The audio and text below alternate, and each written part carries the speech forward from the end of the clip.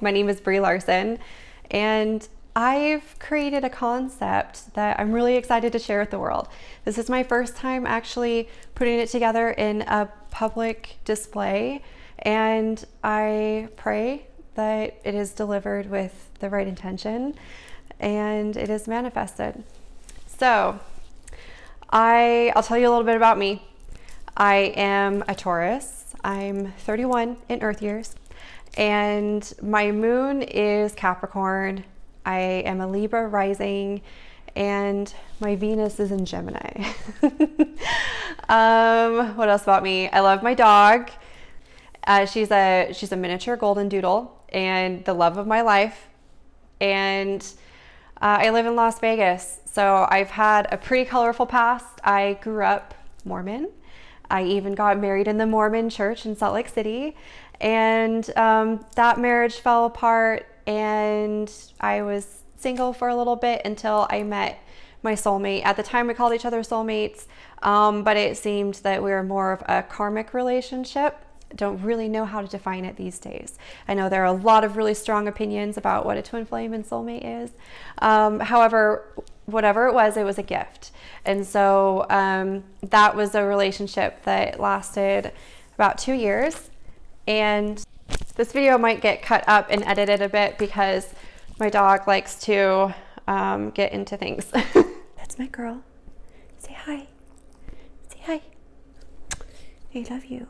Oh, my little dependent. Okay, get down. I am the creator of Brie Divine, and you can see the malas back here. I love making malas because I'm all about intentional breathing to assist us with our meditations, and that has made a large impact when it comes to receiving my own divine downloads and gaining insights and information so I may teach. All right. Enough about me. I'm excited to share with you the 6 perceptions of love. Okay, so we can all agree that we all have our own definition of what love is, right?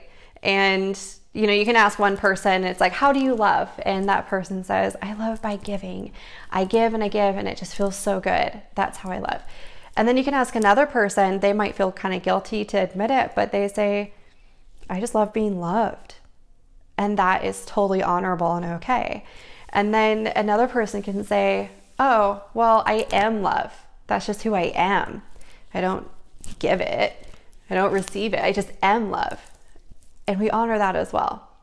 So the reason why we have all these different perceptions of love is because of the phase that we're in. And so we graduate through 6 perceptions.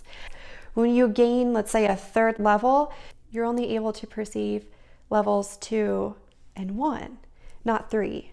Why? Because when you're in it, you can't see it. And so isn't that true? When you're in a relationship and people are like, yeah, I saw the ending before it even started. And you're like, what? And we always say, it's okay. You can't see it when you're in it. And that's how it is with our perceptions. And so how do we gain these perceptions, and how do we honor them, and how do we get along with people who don't see the way that we see them? Well, I feel like this could be a grand way of us having a true understanding of ourselves. Have you heard of the concept that whatever you believe, that's how you act? And so if you believe that love is giving love, that's how you act. And so then that's how you act when you're out, let's say at the grocery store, when you show appreciation to the cashier, you maybe give them a compliment or something, right? So it's an everyday action, and it's like a ripple effect. I like to think of it as like a kaleidoscope, because the patterns that you set are based on your scope of your own perception. So we start actually gaining all of these perceptions. We gain actually all of them in our dependent phase, and then we forget it all. So our dependent phase is when we're an infant. We're just taking everything that's just projected onto us. And then from there, we evolve as our soul purpose. I like to call it our medicine, but I'll get into that a little bit later. So if we liken the phases that I'm going to be getting into, if we liken that to the evolution of us when we're a dependent, a little baby, and as we evolve, let's just think about it this way. So we're born, right? It's a new concept, it's a new idea, it's a new life. And we're born and we're completely projected onto by a provider about what love is, being nurtured and taken care of. And then from there, we take it all in, we soak it all in, and then our main motivating factor within us is hunger. And so you see that in a small baby when they're trying to help mom and dad feed them, or the provider, feed them. They don't have the motor skills to do that yet. And so when they become older and they learn how to hold on to a spoon, that's actually their driving factor to learn, is that hunger. And so we enter that into any new phase as a dependent ourselves, even as an adult. Let's say you get a new job, you're completely dependent on your employer and what they give to you, the tools that they provide for you, and the mentors they provide in the environment for you to learn your skill in that setting that's been provided for you.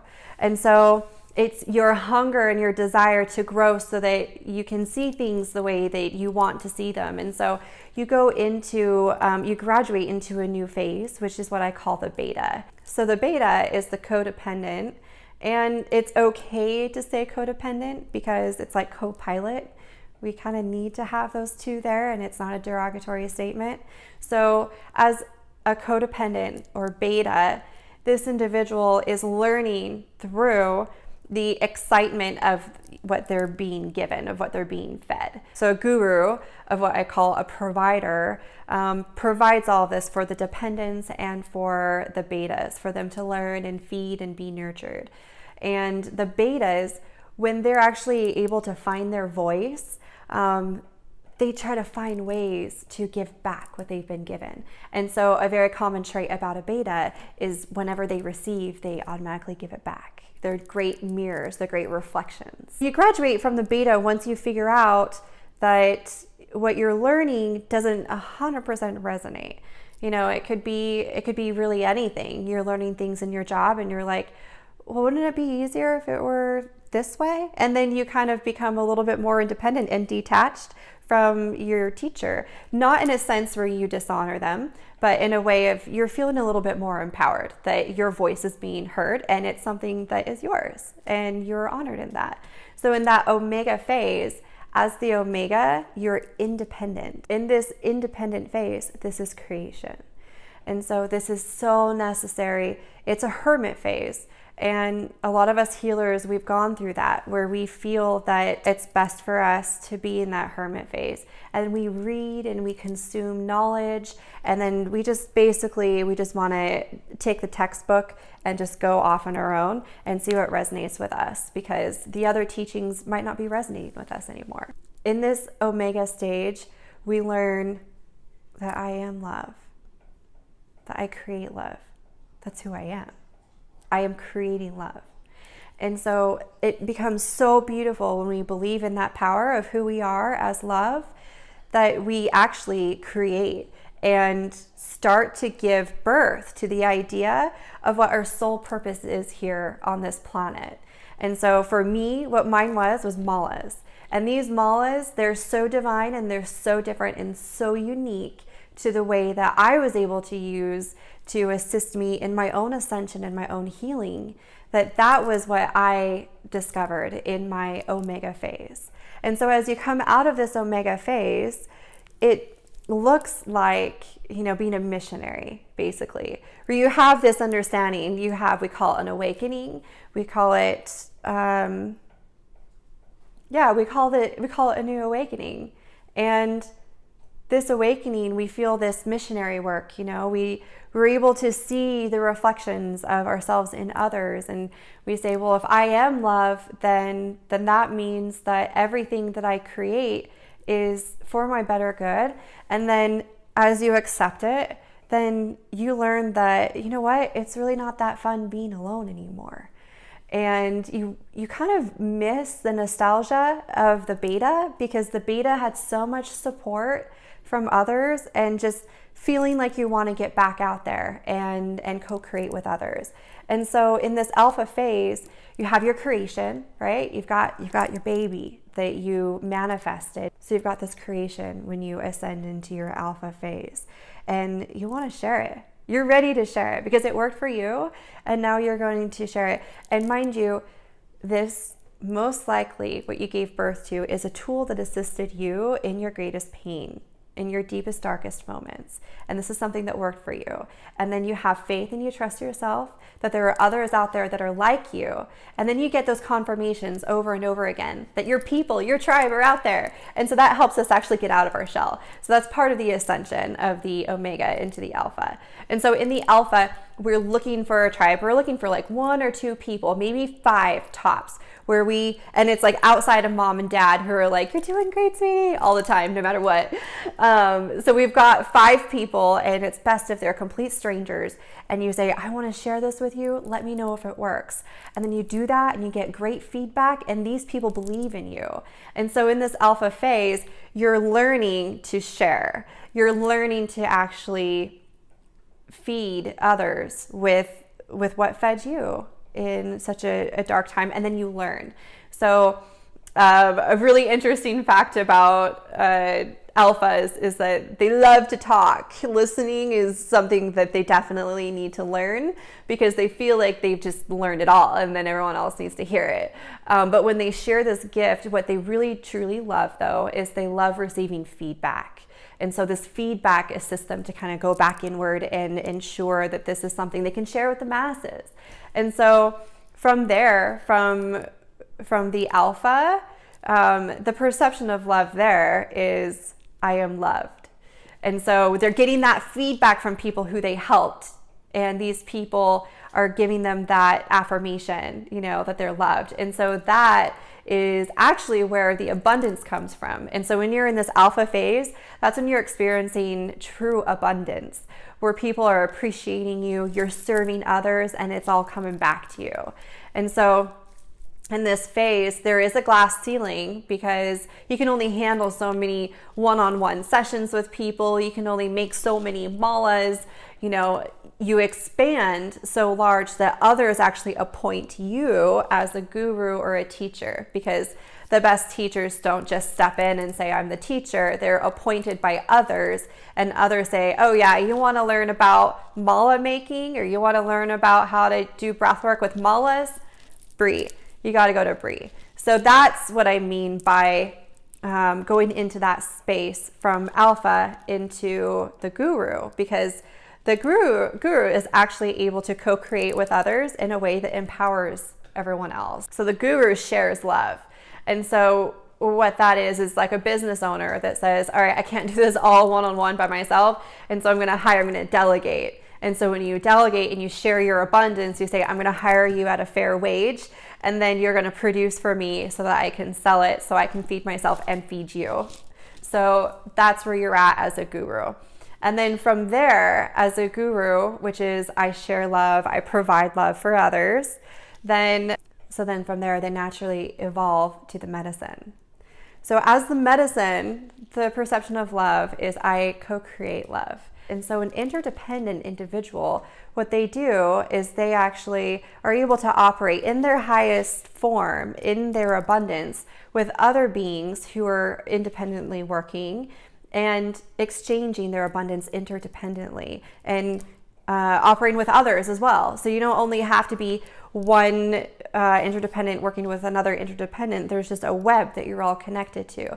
Just like with me, when I make my malas, I am connected to those who manufacture the beads, and I'm connected to those who manufacture the string and XYZ, even though they're all not actually directly related. So with all of these 6 perceptions, that implies that there must be a 7th perception if we can only perceive the perceptions that are beneath us, right? I don't mean to say beneath, but you get what I mean. We step aside so that we can see everything. And so if there are 7 perceptions, then what's the 7th? Well, the 7th is truth. And how do we access truth? Death. And yes, I do imply real death and also ego death. And so when we experience that ego death, we can experience it at will. When we do that, we can actually see the truth of the situation. of anything that we're involved in. And so we step aside, and then we can see all of the other perceptions unfold of what we have gathered. And what I mean by that is, even though we might not be in a life phase as, let's say, an omega, if I'm not an omega and I'm actually an alpha right now, well, I'm perceiving everything that is omega and previous. I'm also acting in every way possible in the dependent beta, omega, and alpha. And so my actions are as an alpha, but I can only perceive omega, beta, and dependent. So my actions, I'm going to be setting a pattern, right? And so as an alpha, what do I say? I say, I am loved. And so I say, thank you. I express gratitude. And so an alpha will most likely express the most gratitude. You'll probably notice that with a lot more people, and you'll be like, oh, that person's in an alpha phase. But they don't know it. They're like, great, I don't really know what that means, because they can't perceive it themselves. So also, this is also why we don't judge other people, is that we cannot perceive others if we have not entered into that phase ourselves. So a beta can be observing a guru, and the beta will most likely only pick up on codependent qualities. And that's not a bad thing, because remember, even a guru does actions that a codependent beta would as well.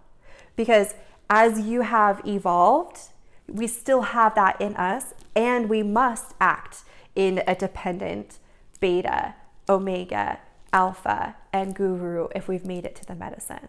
Because it's part of creating a new concept. It's part of giving birth to that idea. It's part of learning, and it's part of being independent and going back inward and doing the inner work. And then it's part of sharing what it is that we've learned. And this is a pattern that is repeated over and over and over again in our everyday actions. And so wherever you are going to be creating a pattern depending on the perceptions that you can perceive. I'll say that again. An omega may learn, they can copycat, they can learn what it means and have the belief system of what it means to have the belief system of the medicine or of a guru, and they can observe it, but they can't perceive it. We can only perceive it and have a true understanding of compassion when we have experienced that life phase. So there are many different things that we experience as we evolve. So anyone can say, oh, that's textbook guru or that's textbook alpha. But unless we've actually gone through those phases together, we cannot perceive it. That's also why we must not judge another. In relationships, we see this often, that opposites attract.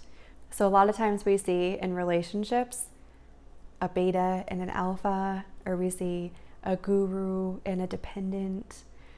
Those actually don't serve each other in the real world. That's actually where healing comes in karmic relationships.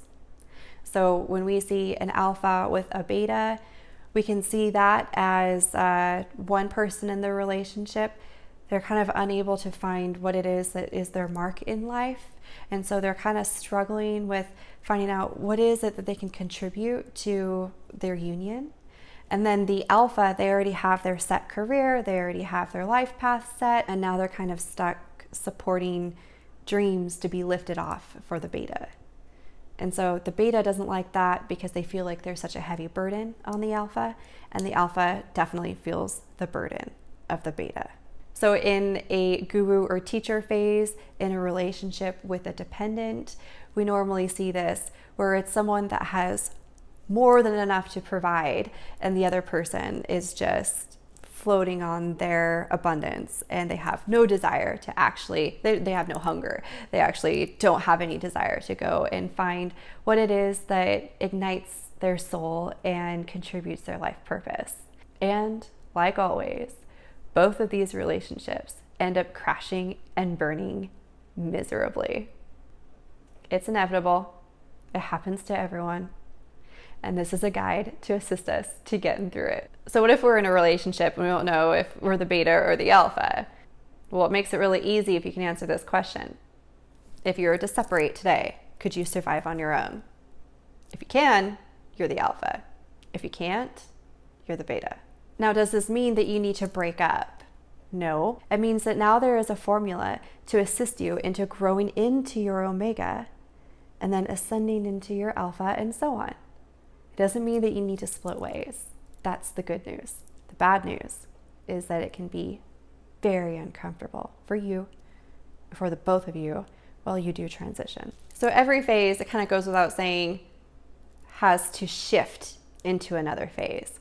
Now, what does it take to shift into a new phase? What does it take to ascend? Well, the first thing that happens is a separation. And so we experience that first as a dependent when we're separated from our mother. This separation is so deeply rooted into our initial experience here on earth that it becomes a trauma.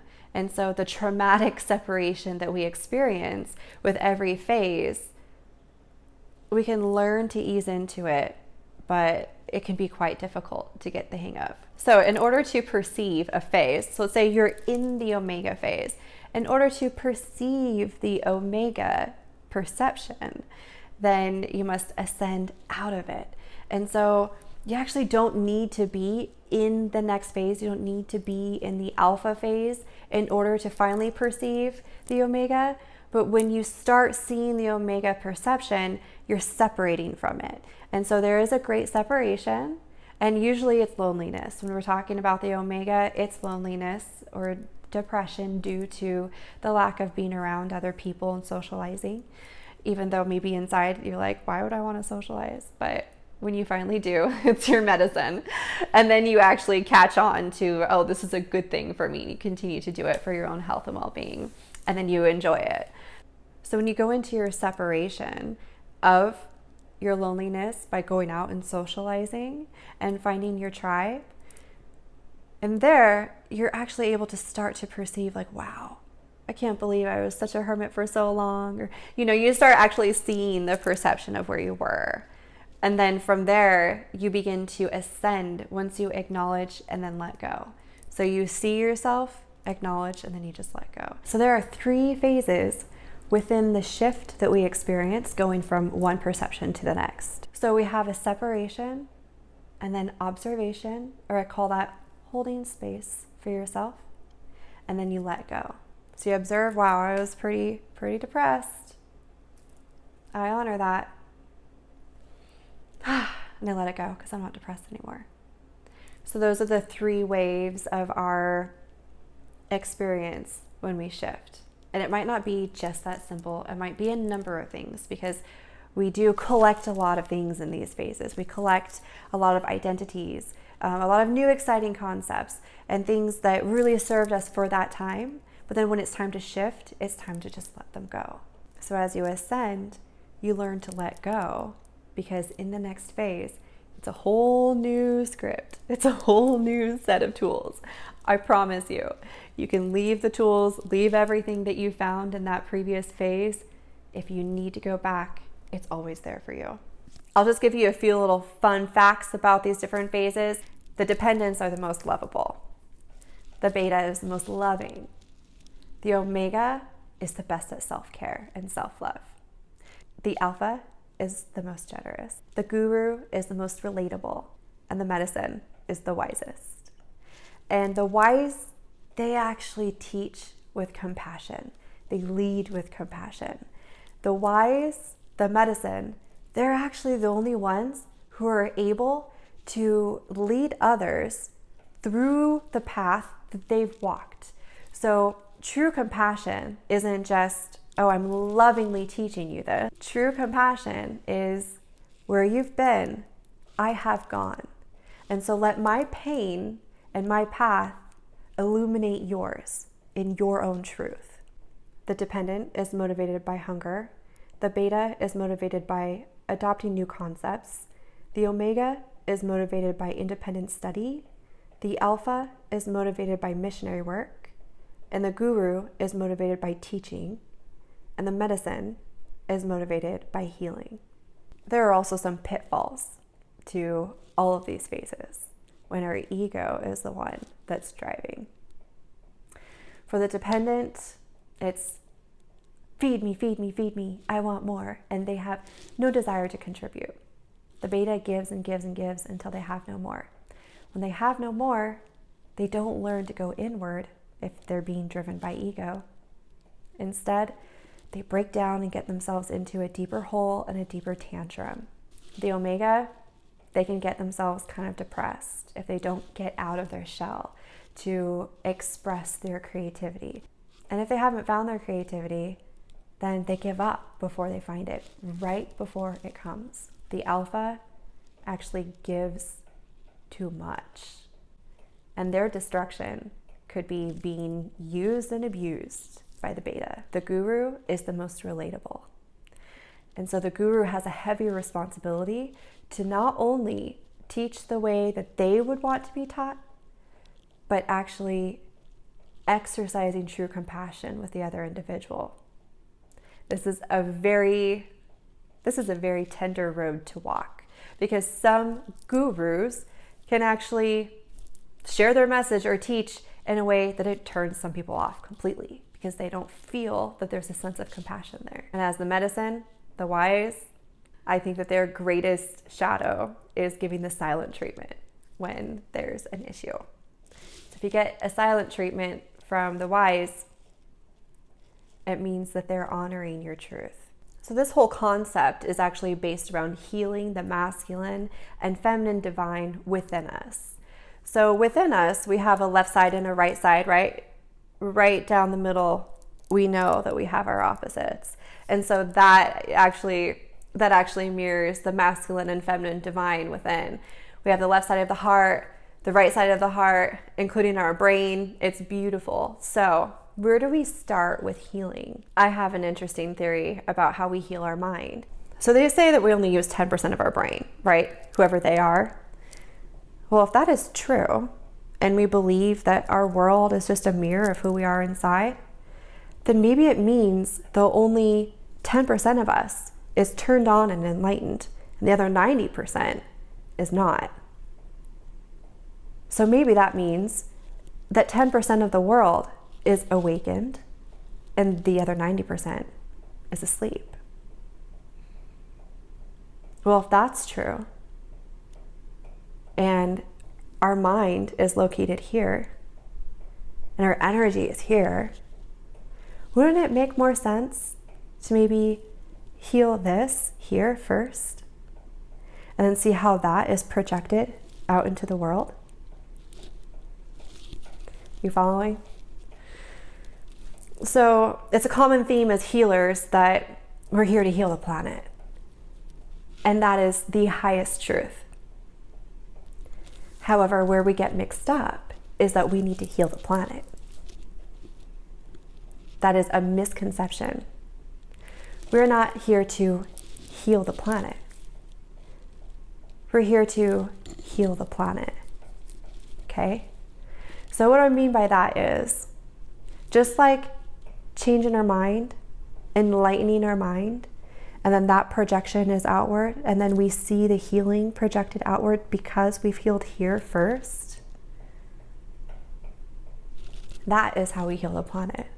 So the planet, Earth, it's actually a physiological representation of our bodies, and vice versa. Did you know that the Earth has chakras? Did you know that the Earth is living and breathing and conscious? Of course you do. We know that as healers.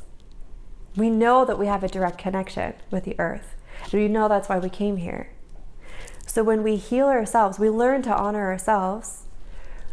We're healing the masculine and feminine divine within us. When we heal the masculine and feminine divine, then we are free. So the main goal is to heal ourselves. When we heal ourselves, then Earth accepts us as part of her. Even literally, because truth and death comes after we are healed. After our body is fully healed, and then we have fed this medicine to those who are part of our tribe to complete our karma, then our body healed as the medicine, our bodies go back into the earth, and then the earth accepts us as part of her medicine. That's how we heal the earth. We do it by healing our bodies and then going back down into the earth and being accepted as part of her. That's also why we mustn't be afraid of death, because this is all just for a time. We came here just for a purpose, and now we're here. So what is your medicine? How do we discover that?